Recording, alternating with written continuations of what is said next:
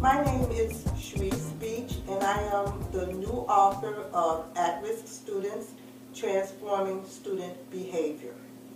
This book was written to help educators, help students to stay in school and to become successful in and out of school.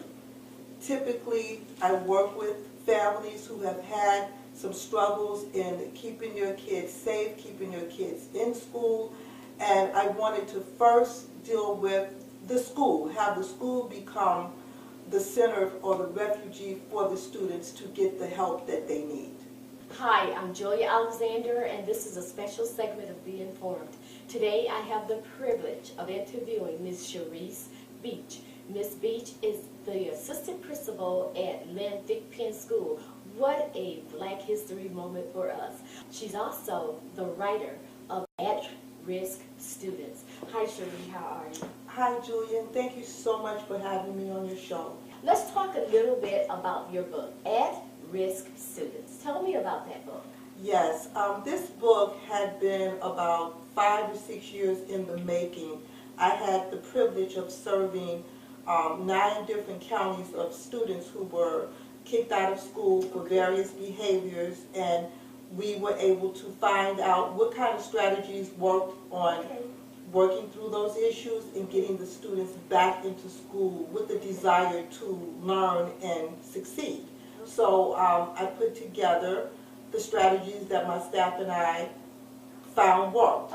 And a little bit more of a personal history that I'm sure we'll talk about later, but that is the purpose for the book. Okay, and so is that also one of your motivating factors? Yes, the main motivation is I have the unique privilege to be not just an educator of at-risk students, but I am the parent of an at-risk youth.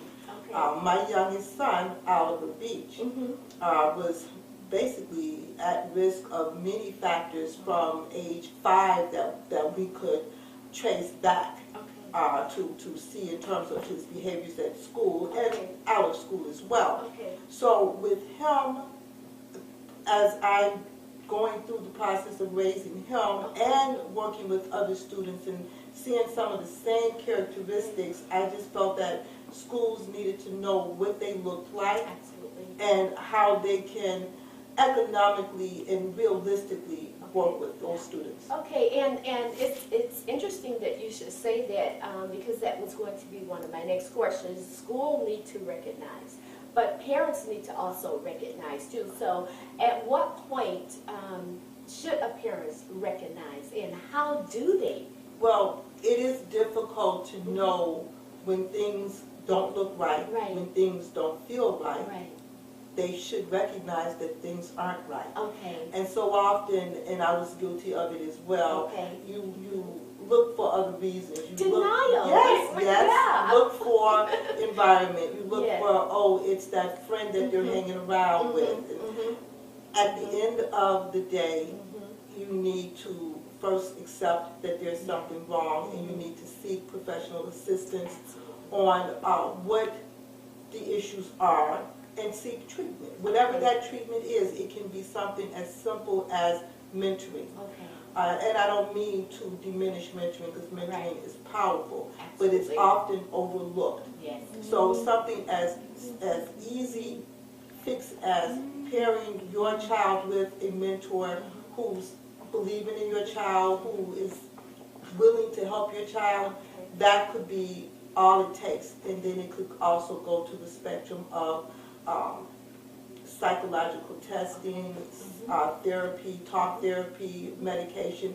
The spectrum is very, very wide, but as parents, we have to start somewhere. Okay, and so now your book is mainly designed for teachers. Am I not correct? This book is designed for educators. It could be for teachers, counselors, anyone who works with youth that are at risk. The court systems, clearly, youth in probation, juvenile probation officers can benefit from this. DCSF, Oh, absolutely. Social workers, CASA members, people who readily and willingly work with students who are just not following the traditional path of learning and success. This book could benefit. And then at the same time, for parents. Yes, You know? well, I plan to write the book for parents, which is going to tell my personal story Okay. and struggle, which culminated into a horrific, tragic event. Okay. But I thank God that I'm still here and able to share it to help someone else not to have to Absolutely. share that story with anyone else. So that one is more for the parents. Okay. But parents can certainly benefit from reading this book because we as parents need to be advocates for our children. We are the first people that know our children and that our children should feel comfortable coming to. So. Absolutely. What's the best part of that book? Because it's just the personal thing. It's like a Okay. baby out of birth. Okay. But one of the main features in the book that I find maybe somewhat unique and stands out from other books written similar to this Okay. is that one of my strategies for schools to look at is incorporating transcendental meditation, Okay. starting at the elementary school age. Wow. Okay. Getting students in the habit of going within themselves and learning how to center themselves so that they don't have to look for the answers outside and from peers who may not be giving them healthy advice. Absolutely. And it also sounds a little bit like focusing, taking yourself Yes. out of the picture Correct. and looking at the picture. And I think oftentimes children don't do that. No, the Okay. first thing you want to know how to do is identify the characteristics within our youth Okay. that are considered at risk. I always like to start off with the definition of what it means to be at risk. The official definition of what it means to be at risk, I found the definition from NAREN, which is the National At-Risk Education Network, to say that it's a mismatch between a student's circumstance and where they are on the spectrum of life.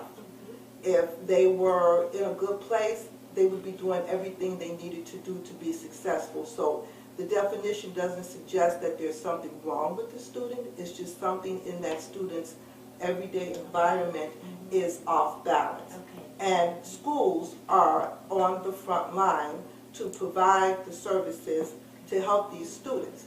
And very often schools don't know how, or they feel that it's not their job. And I really want to encourage all educators to understand that it is totally our job. Okay. Now for at-risk students, are there special teachers? The answer to that, Julia, is thank you for asking that. Okay. The answer to that is, yeah, there are special teachers. They are teachers who actually care Okay. about students Okay. improving the quality of their education and the Absolutely. quality of their life. It's not necessarily the teachers who are considered highly qualified Okay. from the academic aspect. It's not necessarily the teachers who have master's degrees Okay. in special education. Absolutely. It's the teacher or non-teacher who can relate to that student and give that student a reason to want to come to school Yes. every day. Yes.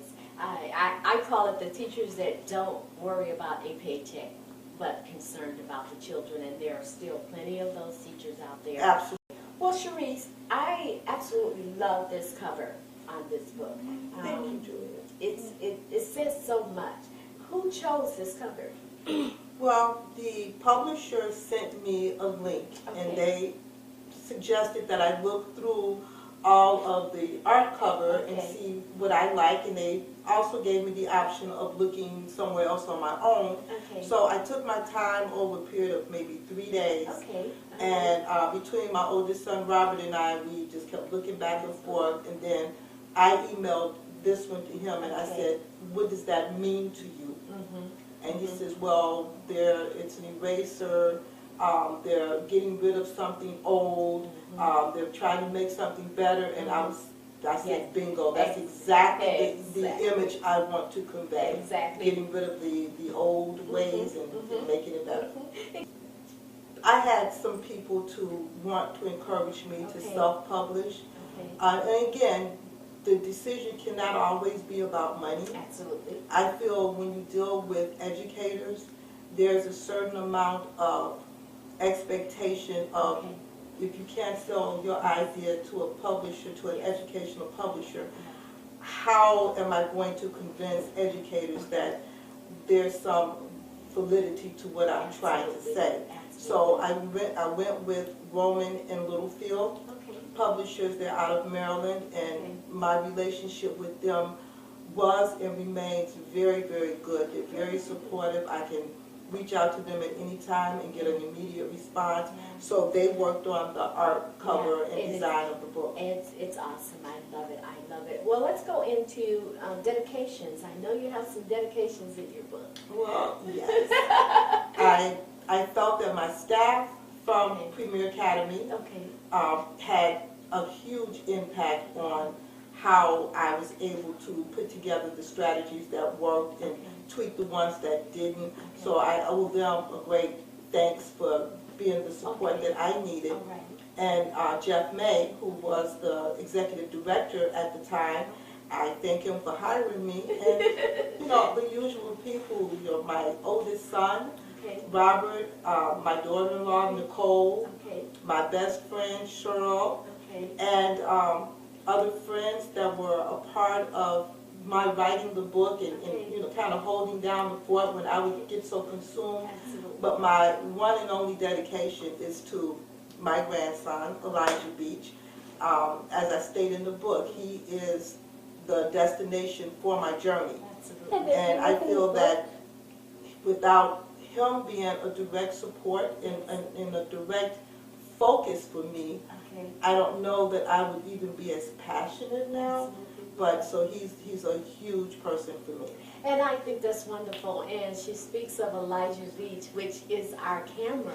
He is our director on the cameras today, and he's doing a wonderful, wonderful job. So, hi, Elijah. The one that is probably the most personal is my case study. Because Oliver Beach, Elijah's dad, is the case study for the book, where I was able to chronologically look at his behaviors from once they became very prominent, and it carries through the end of high school for him. Of course, it carries beyond, but that's going to be the second book. But that chapter is very dear to me because it didn't take a lot of research. It was all within. The other chapter that I feel is very, very powerful is the chapter that deals with breaking the barriers. The reasons that schools or school districts would have to kind of give a little pushback on helping at-risk students, and those factors are teacher training, which can lead to an expensive situation, just not knowing where to start, not pursuing the community support, which is huge. You know, it's like you have to be able to provide a wraparound atmosphere when you're helping youth that are at risk. So that's my last chapter, and it deals with how to break all of those barriers down. And it's not all about spending a lot of money or having a lot of money. It's about getting the right people on the bus. Connecting. God bless you on your trail. Thank you, Julia. On your new book, and please keep me informed. I will do that. Why don't you say a little something to your children and then pick me school? Oh, that would be awesome. Okay. Again, you know, my biggest support factor are the little people that I see every day that come up and they hug me and they look to me for comfort and for just a clear understanding of whatever might be troubling them. So to my Lynn Big Pen family, staff and students, thank you. Thank you for your support, and thank you for allowing me to serve. I know that you are the one, she dedicated this book to. Am I not correct about that? You are correct. The dedication is, this book is dedicated to my grandson, Elijah Amari Beach. You are the destination that validates my journey. Oh, wow. Isn't that wonderful? You are the destination that validates my journey. I'm very proud of my grandma to write this book because it can help other children learn more about that. How does that make you feel to hear grandma say that? That makes my heart warm up. Absolutely. I think it makes my heart